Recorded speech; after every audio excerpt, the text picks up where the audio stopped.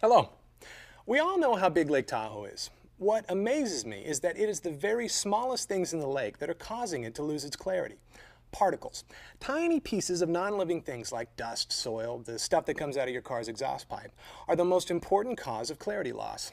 Most of these particles are so small that we can barely see them with a microscope. To count the particles, we need to use special instruments that bounce laser beams off these tiny particles.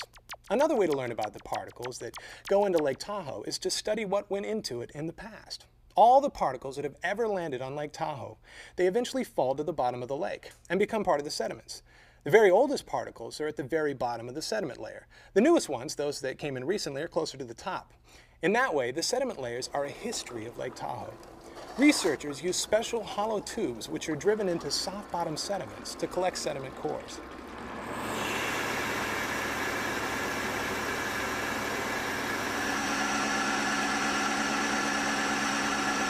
Hey Alan, what is that?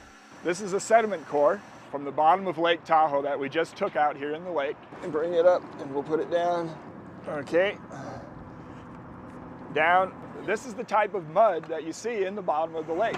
It accumulates a little bit at a time, year by year, and it layers up just like rings on a tree. We're concerned about the state of the lake now and the effects of houses and urbanization on the lake. But by looking at the sediments, we can reconstruct what happened in the past. And we know that the lake recovered from past disturbances, like the logging.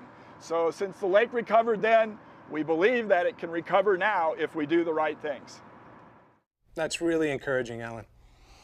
Our latest computer models show the same thing. Water quality could improve within 20 to 30 years if we reduce less than half of the particles and nutrients currently entering the lake.